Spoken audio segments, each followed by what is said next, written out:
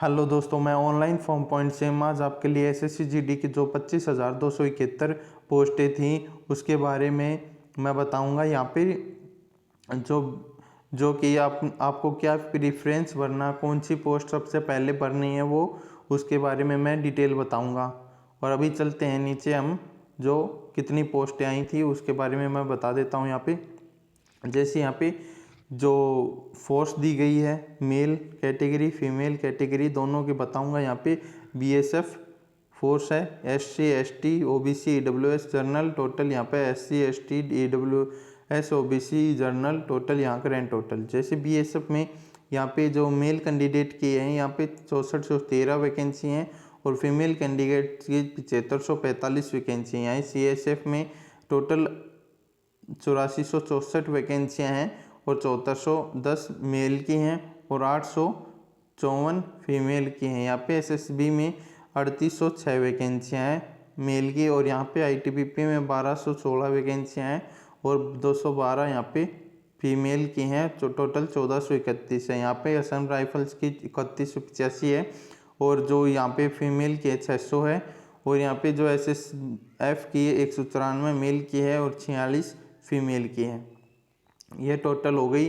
जो 1847 है फीमेल की टोटल और 22,424 है यहाँ जो आपकी मेल की होगी, जिसमें 10% आपकी जो 25,271 में 10% यहाँ पे एक्स सर्विसमैन की पोस्टें काट लें। अगर इस नोटिफिकेशन में ये भी दे रखा है, अगर यहाँ पे एक्स सर्विसमैन अप्लाई कम करते हैं, ये पोस्टों की पूर्ति नहीं होती, वो आपको दे दी जाएंगी जो नॉर्मल कैंडिडेट है उनको।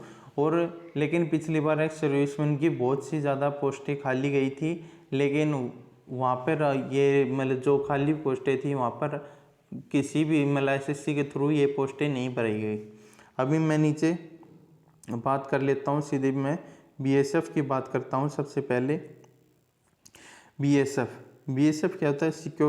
बॉर्डर सिक्योरिटी फोर्स होती है ये।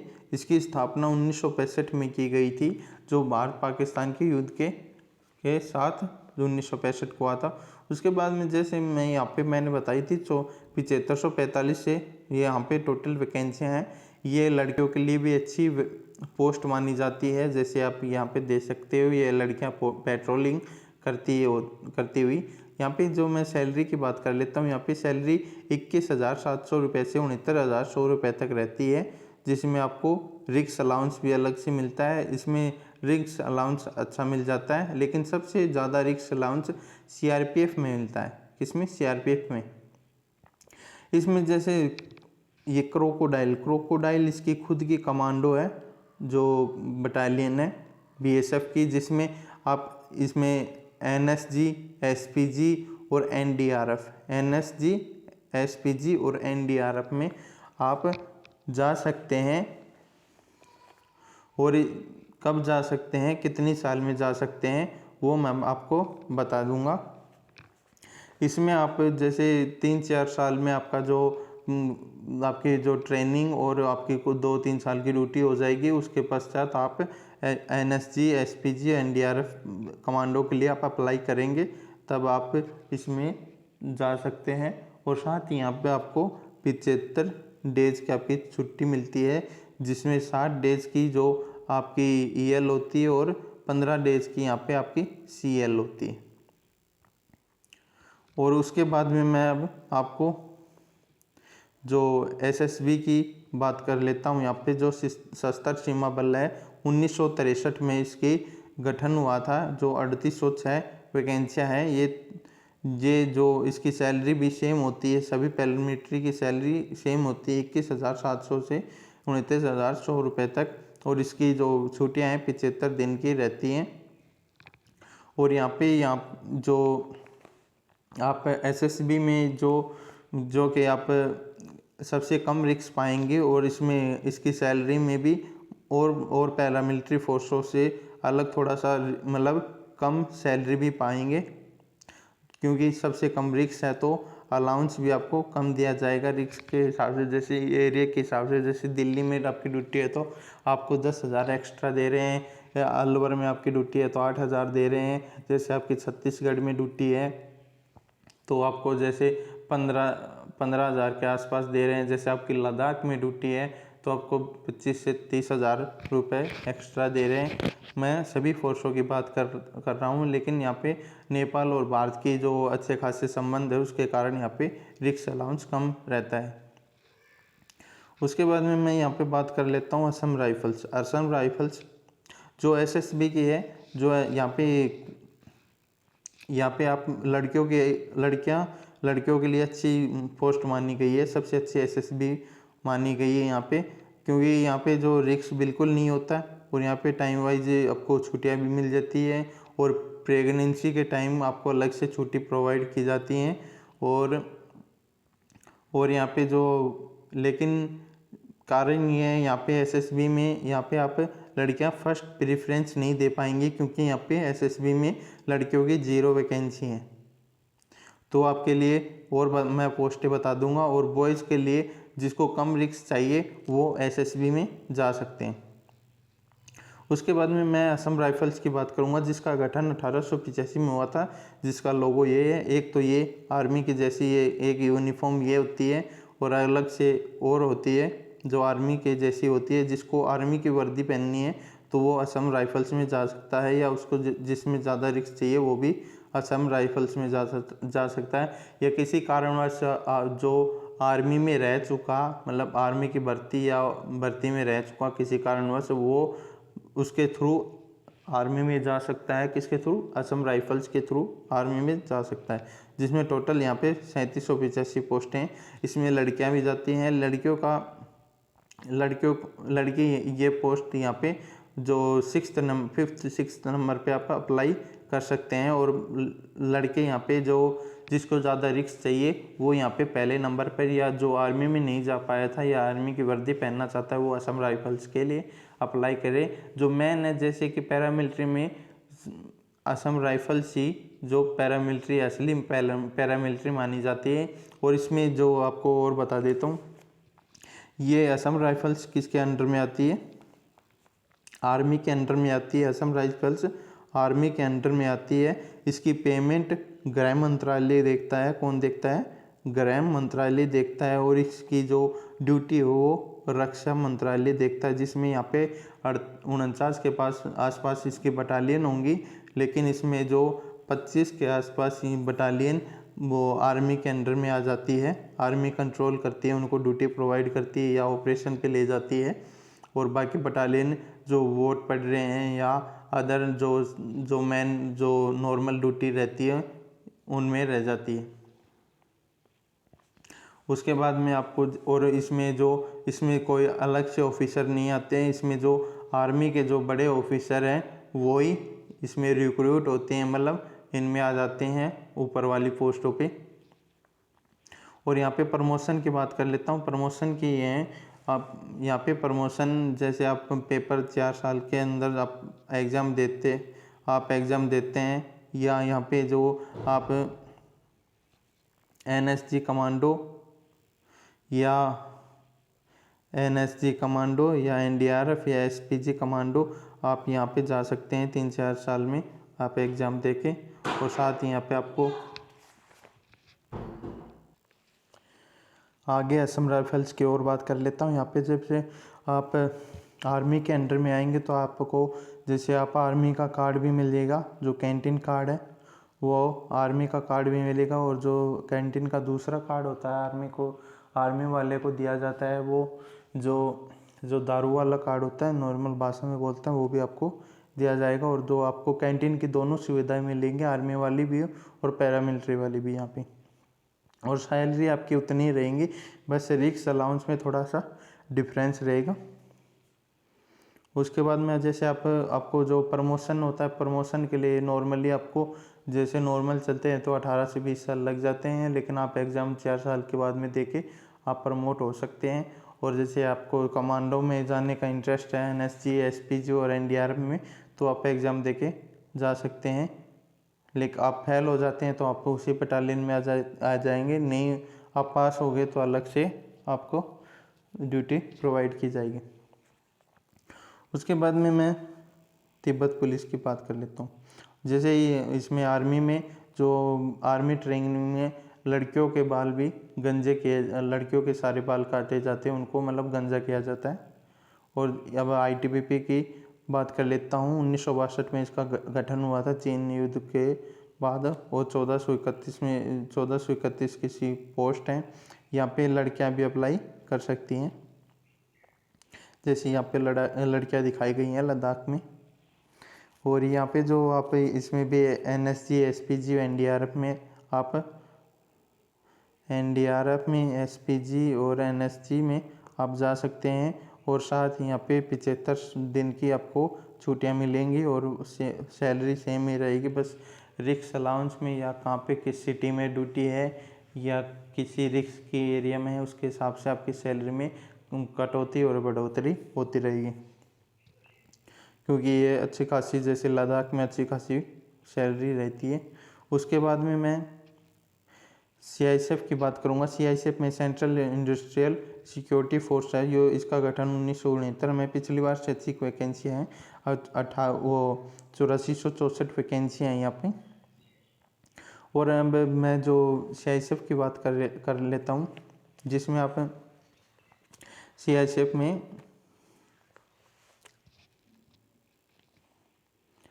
जो आप सीआईएसएफ में जैसे एनएसजी, एसपीजी और एनडीआरएफ, इसमें भी आप 4 साल में आप प्रमोट हो सकते हैं, जैसे कमांडो में जा सकते हैं।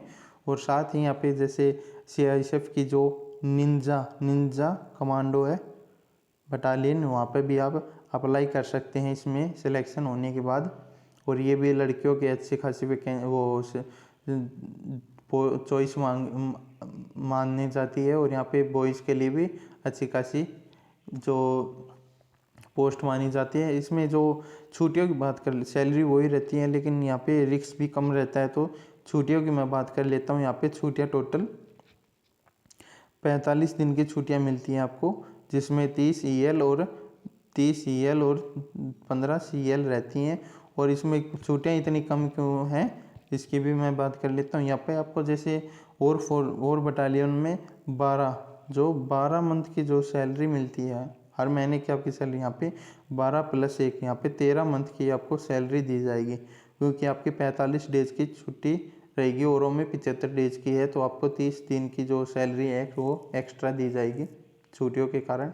उसके बाद में यहाँ पे जो आपकी जो निंजा कमांडो में या इसके अलग से बटालियन, वहाँ पे भी जा सकते हैं, या एनएसजी, एसपीजी, एनडीआरएफ में भी अप्लाई कर सकते हैं जो। और यहाँ पे प्रमोशन भी उसी की जो सेम प्रोसेस है वही इसमें रहता है, और ख़तरा भी कम रहता है इसमें।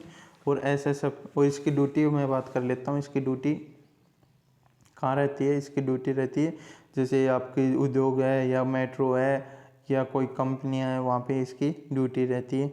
उसके बाद में मैं सीधे एसएसएफ की बात कर लेता हूँ। एसएसएफ में बहुत कम रिक्स होता है, तो इसमें रिक्स अलाउंस भी कम मिलता है। और यहाँ पे 240 वैकेंसियाँ इसकी,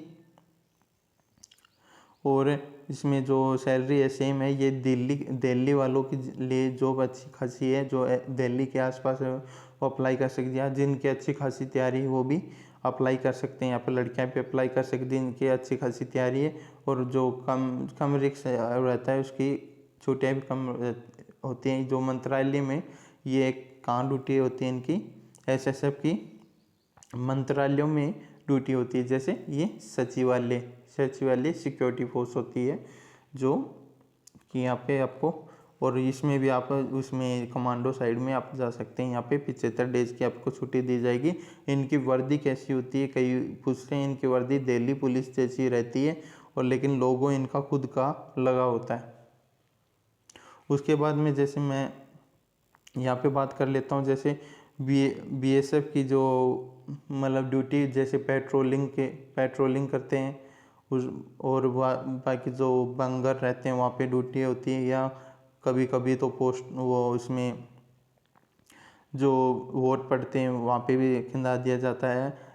और यहाँ पे जो रेड क्लिफ रेखा है वहाँ पे, और बांग्लादेश की जो सीमा है वहाँ पे भी इनकी ड्यूटी रहती है। सीआईएसएफ की मैंने मेट्रो उद्योग या अदर जो गृह मंत्रालय में आ जाती है सीआईएसएफ की ड्यूटी। और सीआरपीएफ की जो सबसे ज़्यादा रिस्क रहता है, लेकिन यहाँ पे वैकेंसियाँ नहीं है, ये शायद अलग से वैकेंसी अपनी निकाल के भर्ती कराएंगी। एसएसबी में कम रिस्क रहता है, इनकी जो ड्यूटी है वो नॉर्मली रहती है वो नेपाल के बॉर्डर पे। आईटीबीपी की ड्यूटी नक्सली एरिया में भी होती है, वोट के टाइम भी होती है, और लद्दाख के एरिया में जो तिब्बत के एरिया में है वहाँ पे भी आईटीबीपी की ड्यूटी रहती है। असम राइफल्स की ड्यूटी जम्मू कश्मीर पूर्वी क्षेत्र में ज़्यादातर रहती है और आर्मी के अंडर में भी ऑपरेशन करती है। और जो बाकी बच गया जो आपका जो अदर है वो अदर असम राइफल्स जो अदर बटालियन बच की वो वोट में भी ड्यूटी करती है, या नॉर्मली जो जनरली पुलिस की ड्यूटी रहती है वो भी करती है। एनआईए की 0 वैकेंसी है, अभी खाली वैकेंसी इतनी नहीं है, तो इसलिए एसएसएफ की मैंने सचिवालयों में या गृह मंत्रालय में ड्यूटी मैंने बता दी है। जो बड़ी कंपनियां गवर्नमेंट की वहाँ पे इनकी ड्यूटी लगाई जाती है। और ये जैसे आगे चल के एसएसएफ और सीआईएसएफ को भी शायद मर्ज कर दिया जाएगा। और यहाँ पे सीआरपी में कई बच्चे पूछ रहे सीआरपी में वैकेंसी क्यों नहीं है सर। मतलब भैया यहाँ पे जो 26,000 के आसपास जो यहाँ पे पोस्टें खाली दिखाई जा रही हैं, लेकिन यहाँ पे 25,000 ही वैकेंसियाँ टोटल हमें एसएससी-जीडी में प्रोवाइड की गई है। अभी इसी पे जम के तैयारी करें।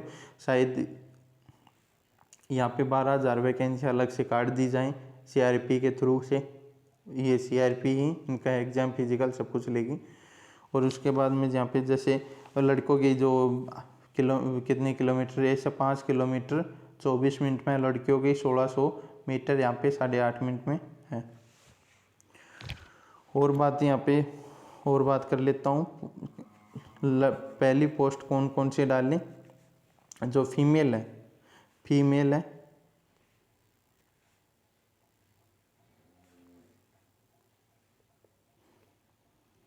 फीमेल ने यहाँ पे कौन सी पोस्ट के लिए अप्लाई करें। फीमेल जैसे आपकी एसएसबी में यहाँ पे 0 वैकेंसियाँ हैं, तो आप जैसे सीआईएसएफ फर्स्ट चॉइस दे सकते हैं, या बीएसएफ दे सकते हैं, या एसएसएफ दे सकते हैं। फर्स्ट चॉइस अच्छी खासी है। और लास्ट में अब लड़कियों असम राइफल्स देना, बीएसएफ भी अच्छी खासी है, ये तीसरे नंबर पे तीसरे पे, और आईटीबीपी चौथे नंबर पे दे देना। और दूसरे नंबर पे जैसे आप सीआईएसएफ या बीएसएफ में या एसएसएफ में आप कैसे चूज़ करते हैं, उसके हिसाब से आप नंबर वाइज कर लेना। फर्स्ट पे बॉयज़ में यहाँ पे आप सीआईएसएफ दे सकते हैं, और यहाँ पे जो जिसको ज़्यादा रिस्क चाहिए वो असम राइफल्स भी दे सकता है, या आईटीबीपी भी दे सकता है, या एसएसएफ जिसकी अच्छी खासी की तैयारी है वो एसएसएफ भी फर्स्ट चॉइस कर सकता है। और लास्ट में आप जो भी इसी के हिसाब से जैसे फर्स्ट चॉइस आपकी क्या रहेगी उसके हिसाब से डेकोरेट कर सकते हैं। जो मैंने सारी जानकारी दे दी है, वर्दी सबकी कैसी ड्यूटी रहेगी कैसी नहीं रहेगी वो मैंने जानकारी दे दी है। धन्यवाद। मेरे चैनल को लाइक करें, सब्सक्राइब करें, वीडियो को ज़्यादा से ज़्यादा शेयर करें। धन्यवाद।